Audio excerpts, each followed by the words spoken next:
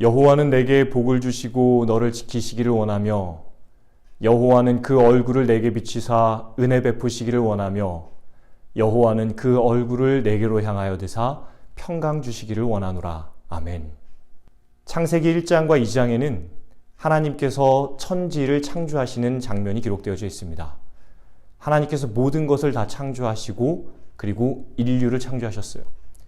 그리고 그 인류에게 지구의 모든 통치권을 다 주십니다. 그리고 그들에게 단 한 가지의 계명만을 주셨어요. 그것이 창세기 2장에 이렇게 기록되어져 있습니다. 여호와 하나님이 그 사람에게 명하여 가라사대 동산 각종 나무의 실과는 내가 임으로 먹되 선악을 알게 하는 나무의 실과는 먹지 말라. 내가 먹는 날에는 정령 죽으리라 하시니라. 오해하지 말으셔야 될 것은 지금 하나님께서는 너희가 이 선악과 먹으면 내가 너희 죽일 거야 라고 지금 경고하시는 내용이 아닙니다. 이것은 법과 같은 것이었어요. 마치 한 나라의 헌법이 있어서 도둑질하면 징역 몇 년, 살인하면 징역 몇 년, 이런 것과 같이 너희가 이 세상 모든 것을 다 통치하고 모든 것을 다 누려라. 그러나 이 선악과 이거 하나만은 먹으면 안 된다. 이것을 먹으면 죽는다라는 법을 지금 알려주신 것이었어요. 모든 것에는 법 정신이라는 게 있습니다. 법 그 자체도 중요하지만은 법 정신이 더 중요해요. 이 법이 왜 제정됐는지가 더 중요하죠. 선악과라는 이 법이 왜 제정되었을까요? 창세기의 기록에 보면은 애굽의 바로 왕이 요셉이라는 사람에게 자기의 모든 통치권을 다 넘깁니다. 그가 이렇게 기록해요. 내 집을 치리하라. 내 백성이 다 내 명을 복종하리니 나는 너보다 높음이 보좌뿐이니라. 요셉에게 모든 통치권을 다 부여하는 겁니다. 이 애굽 온 땅을 다 네가 치리하라. 다 네 거다. 그래서 자기의 반지도 껴서 요셉에게 끼워주고 자기의 옷도 걸쳐주고 자기의 수레도 요셉이 타게 합니다. 모든 걸 다 줘요. 그러나 하나만 안 줘요. 그게 뭐였어요? 왕의 보좌였어요. 이 왕의 보좌를 주지 않는다라는 것은 무슨 얘기입니까? 요셉과 바로와의 관계가 이것이다라는 것을 지금 보여주는 겁니다. 요셉과 바로의 관계는 왕과 신하의 관계예요. 비록 요셉이 애굽의 모든 것을 다 통치한다 할지라도 왕은 나다라는 것을 지금 보여주는 겁니다. 그것이 바로가 요셉에게 넘겨주지 않은 보좌의 의미였어요. 만약 요셉이 나는 애굽 온 땅을 다 치리하니까 나는 이 보좌에도 앉겠다라고 하면 그것은 반역이 되는 것이, 그건 죄가 되는 겁니다. 마찬가지입니다. 하나님께서 우리에게 선악과라는 법을 주신 것은 너희가 이 지구의 모든 것을 다 통치해라. 그러나 이 선악과는 건들지 말아라 라는 그 이유는 너희와 나의 관계는 창조주와 피조물의 관계다라는 것을 보여주는 것이에요. 이 선악과를 먹으면 죽는다라는 것을, 그 법이 의미하는 것은 생명의 근원이신 나를 너희가 버리지 말아라라는 것이에요. 생명의 근원인 나와 너희가 끊어진다면, 너희가 그 선악과를 먹음으로 나에게 반역해서 나에게 끊어진다면 결국 죽음이 너희에게 임할 것이다 라는 것을 지금 말하고 있는 것이 그 선악과 법입니다. 내가 너희를 죽일 거야가 아니에요. 이 선악과라는 이 법은 하나님과 우리 사이의 관계를 보여주는 법이었고, 사람이 그 선악과를 따먹지 않는다라는 것은 생명의 근원이신 분과 내가 연결되어 있다라는 것을 여전히 인정하고 그렇게 살아가고 있다라는 것을 보여주는 것이었어요. 나는 하나님 당신을 나의 생명의 근원으로 인정합니다라는 것을 늘 보여주는 것이 선악과를 따먹지 않는 것이었어요. 그러나 슬프게도 창세기 3장은 인류가 그 선악과를 따먹는 장면이 기록되어져 있습니다. 이 과정에서 있어서 사단이 개입을 합니다. 사단이 다음과 같이 이야기해요. 너희가 그것을 먹는 날에는 너희 눈이 밝아져 하나님과 같이 되어 선악을 알 줄을 하나님이 아심이니라. 사단의 이 말은 뭐예요? 너희 스스로 존재할 수 있다라는 것이에요. 하나님과 끊어져도, 하나님을 버려도 너희 스스로 존재할 수 있다라는 것이에요. 그러니 선악과를 먹어라라는 것이에요. 그리고 결국 인류는 자기 스스로 존재하기를 원하는 마음으로 하나님 의존적인 이 인류의 관계를 끊어버립니다. 그리고 선악과를 따먹어요. 결국 생명의 근원이신 분과 분리되었어요. 그럼 자연스럽게 어떻게 될까요? 죽음이 이르러 오는 것입니다. 그래서 로마서 6장 23절은 죄의 삭은 사망이다라고 이야기해요. 이거는 죽이겠다. 하나님이 너네 잘못했으니 심판을 받아 죽어라. 라는 그런 개념이 아니에요. 생명의 근원이신 분과 끊어져 내 스스로 존재해 보겠다라는 인간의 이기심이, 교만이 결국 죄고, 그 죄가 생명의 근원이신 분과 끊어졌기 때문에 당연히 사망을 가져오게 된 것이죠. 그래서 성경은 이 하나님과의 분리를 다음과 같이 기록합니다. 오직 너희 죄악이 너희와 하나님 사이를 갈라놓았고 너희 죄가 그의 얼굴을 가려서 너희에게 듣지 않으시게 함이니라. 하나님과 우리 사이에 벽이 생겼어요. 분리가 되었어요. 인간은 하나님에게서 끊쳐졌습니다. 제가 좀 전에 말씀드렸듯 그 끊쳐짐의 결과가 뭐라고요? 사망입니다. 로마서 6장 23절에 죄의 삭은 사망이니라.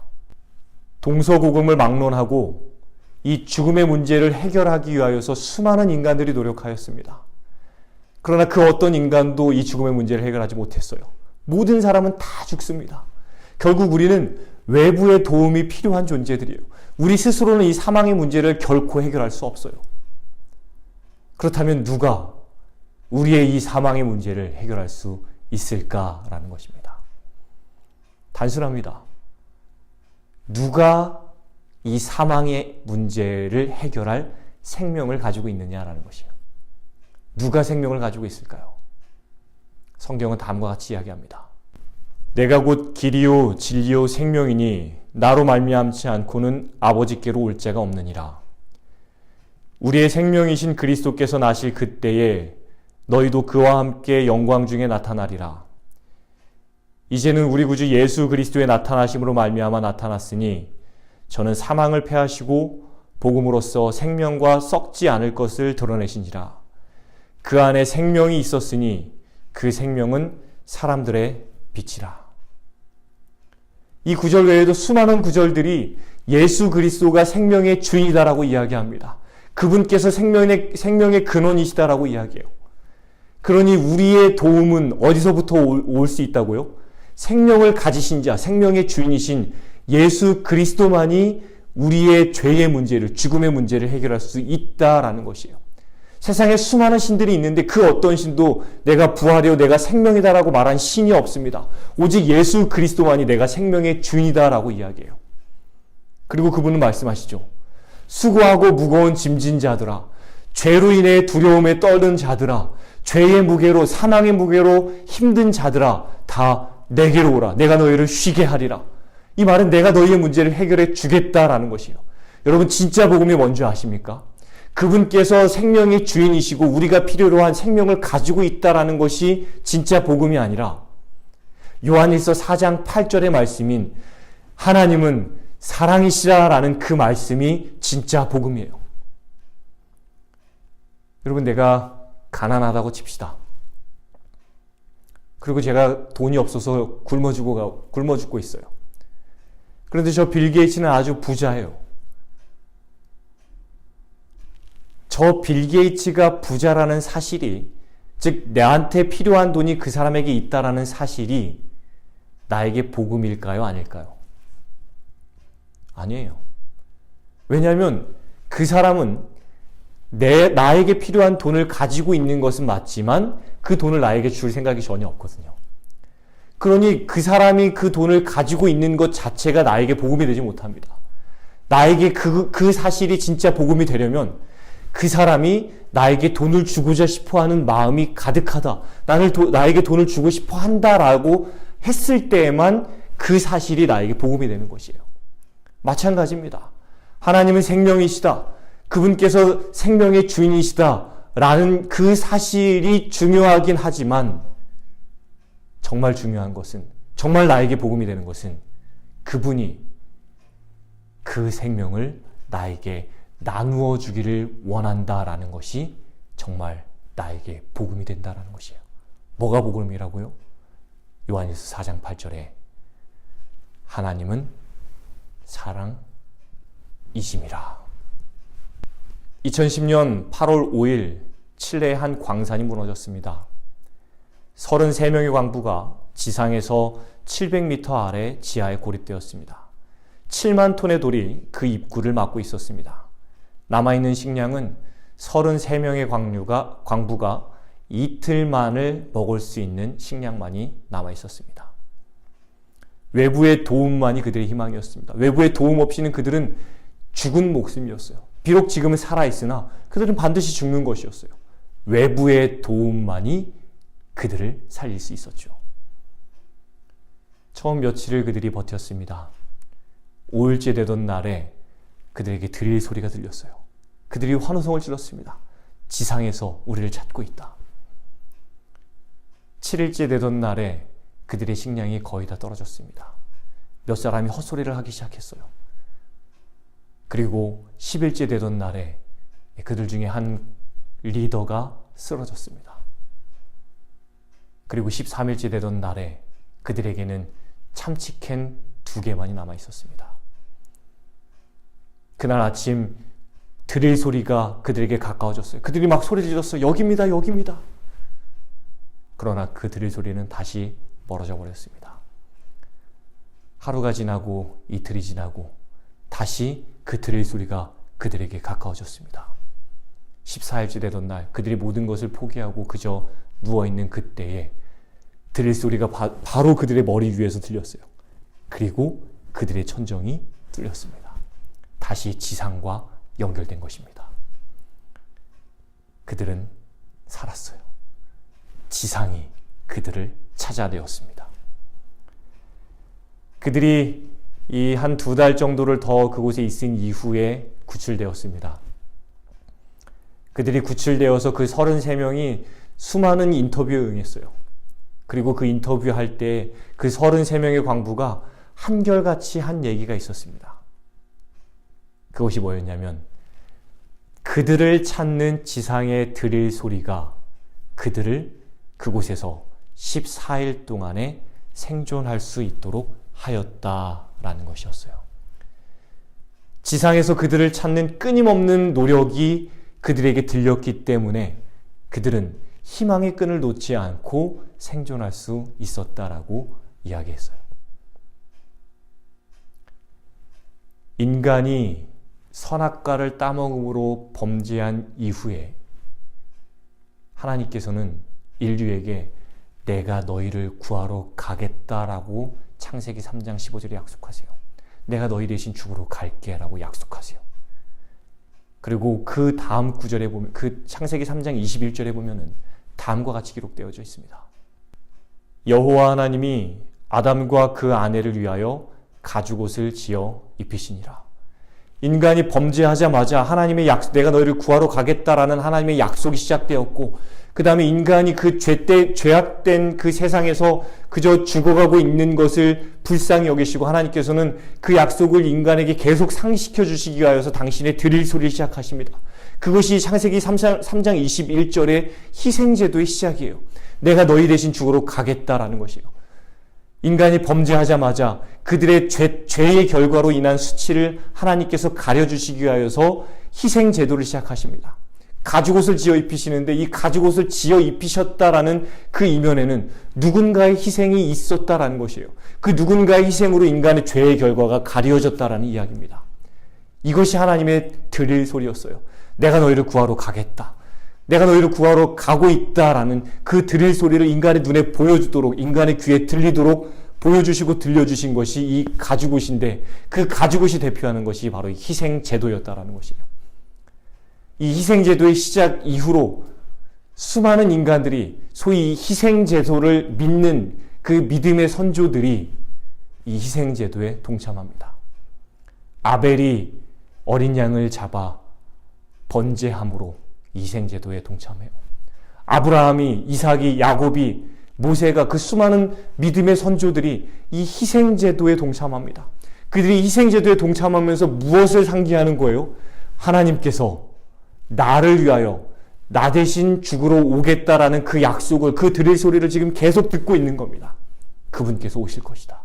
그분께서 오셔서 나 대신 죽어주실 것이다.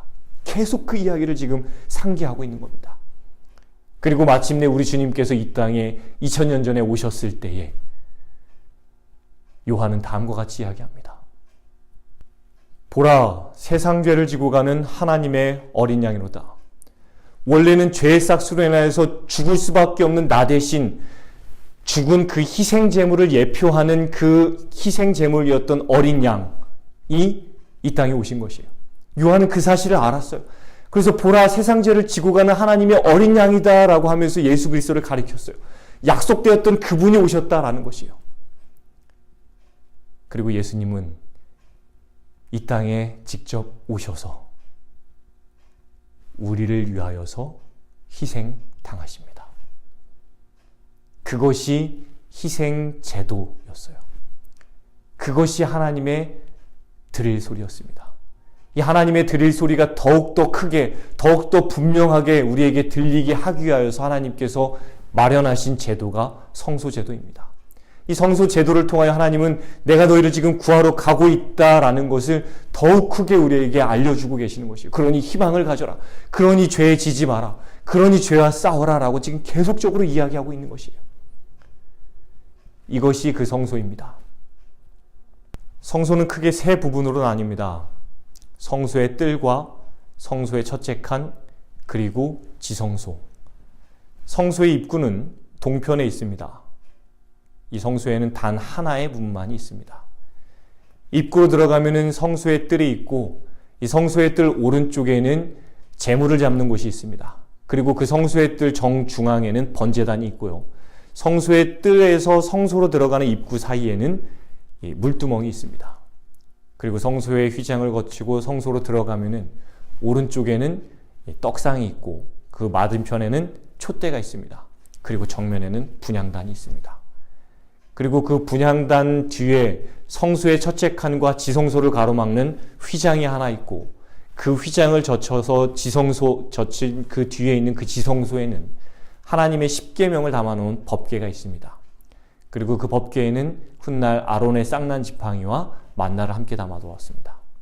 그리고 그 법궤 위에는 그룹 천사가 조각되어 있었고, 그 그룹 천사 사이를 시은좌 혹은 시은소라고 불렀습니다.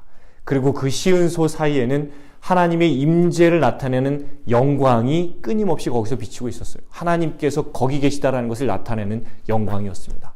그리고 그 영광의 빛을 사람들은 쉐키나 혹은 쉐칸이라고 불렀습니다. 그 의미는 머물다, 거주하다라는 의미예요. 영어로는 드웰이라고 하죠. 이 성소의 제도의 첫 시작을 하나님께서 모세에게 이렇게 명하십니다. 내가 그들 중에 거할 성소를 그들을 시켜 나를 위하여 짓되 물은 내가 내게 보이는 대로 장막의 식양과 그 기구와 식양을 따라 지을지니라. 내가 그들 중에 거할 성소라라고 합니다. 내가 그들 중에 드웰이에요. 내가 그들 중에 함께 살 성소예요. 이것을 뭐라고 한다고? 히브리어로 쉐칸이라고 합니다. 내가 그들과 함께 살, 죄로 인해서 분리된 내가 다시 너희에게 내려가 너희와 나 사이를 다시 연결할 그 성소를 지어라라는 것이에요. 그래서 성소의 목적은 하나입니다. 우리를 하나님과 다시 연결시켜주는 것이에요. 생명의 근원이신 분과 다시 연결되는 그 목적을 가지고 만들어 놓은 게 이 성소예요. 그래서 하나님께서 내가 그들 중에 거할 성소라고 합니다. 내가 너희와 함께 살 성소라고 이야기해요. 쉐칸이라는 것이에요. 하나님이 우리와 함께 계실 장소. 그런데 여러분, 이 쉐칸이라는 단어는 이 성소에서 처음 쓰여진 단어가 아닙니다. 창세기 3장에 인간이 범죄한 이후에 이 단어가 처음으로 사용됐어요. 다음과 같이 기록되어져 있습니다. 이같이 하나님이 그 사람을 쫓아내시고 에덴 동산 동편에 그룹들과 두루 도는 화영검을 두어 생명나무의 길을 지키게 하시니라. 여기서 두다라는 단어가 쉐칸입니다. 하나님이 거기 계시다라는 것이에요. 인간이 범죄로 인해서 생명의 근원이신 분과 비록 분리되었지만 하나님께서 먼저 인간을 찾아가셔서 내가 너희 중에 함께 있겠다라는 단어가 여기 나와 있는 겁니다. 그 장면이에요. 그룹들과 두루도는 화영검을 두다라는 것이 하나님께서 거기 계시다라는 것이에요. 인간 중에, 죄인 중에 거기 계시다라는 것이에요. 내가 너희 중에 거할 성소를 나를 위하여 지어라. 내가 너희와 함께 다시 너희와 연결될 그 계획이 나에게 있다. 내가 지금 너희를 구하러 가겠다. 내가 다시 죄인인 너희와 생명의 근원인 나와 지금 연결하러 간다라는 게 이 쉐칸이고 그것이 이 성소다라는 것이에요. 하나님이 우리와 함께 계시다라는 것이죠. 여러분 이 말 어디서 많이 들어보지 않으셨나요? 마태복음에 보면은 예수님의 탄생을 가리켜서 천사가 한 말이 기록되어져 있습니다. 보라, 처녀가 잉태하여 아들을 낳으리니 그 이름을 임마누엘이라 하리라 하셨으니 이를 번역한즉 하나님이 우리와 함께 계시다 함이라. 하나님께서는 창세기 3장 15절에 내가 너희를 구원하러 가겠다라고 약속하십니다. 그리고 그 약속을 창세기 3장 21절에 가죽옷을 통하여서 우리에게 보이셨어요. 우리에게 드릴 소리를 들려주신 겁니다. 이 희생제도 보이냐? 내가 이렇게 너희를 위하여 죽을 것이다 라고 우리에게 그 희망의 드릴 소리를 들려주신 것이에요. 그리고 죄로 인해서 생명의 근원이신 분과 분리돼 떨어져 나간 인류를 하나님께서 다시 찾아가십니다. 그리고 에덴 동산 동편에 그룹들과 두루도는 화영검을 거기 쉐칸하셨다라고 그래요. 하나님이 거기 계셨다라는 것이에요. 인류를 버리지 아니하시고 인류 중에 내가 너희 중에 함께 거한다라는 것을 보여주신 것입니다.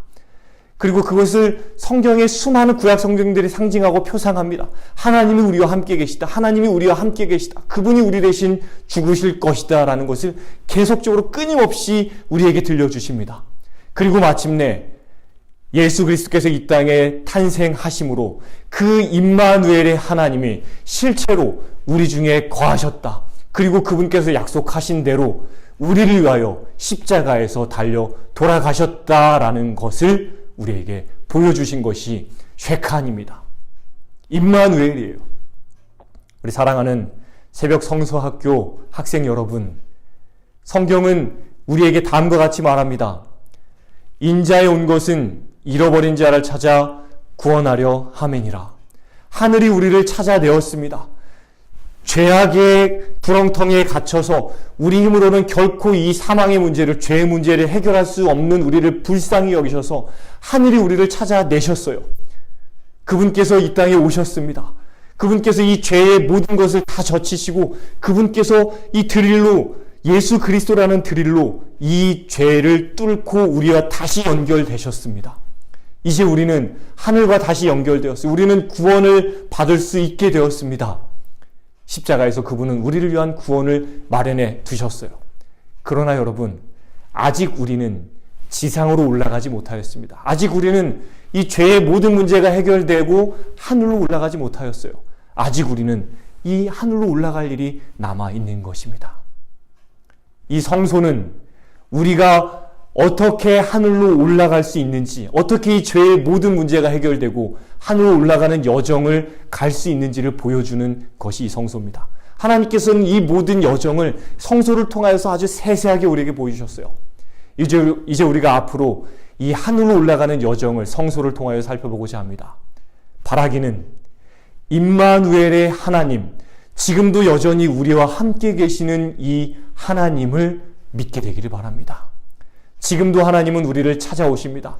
지금도 우리 삶에 우리를 억누르고 있는 이 죄의 문제를 해결하기 위하여 그분께서는 여전히 우리와 함께 하십니다. 이 임마누엘의 하나님이 우리의 손을 붙잡아 하늘로 이끄실 때, 우리를 구원해 내실 때에 우리가 그 손을 놓지 않게 되기를 바랍니다. 우리 모두가 하나님이 우리와 함께 계시다라는 이 쉐칸의 하나님, 임마누엘의 이 하나님을 붙잡고 성소의 뜰을 지나 성소의 첫째 칸을 지나 지성소, 생명의 근원 되시는 하나님의 보좌 앞으로 나아갈 그때까지 우리의 하루하루가 하나님과 함께 거하는 하루하루가 되기를 간절히 바랍니다.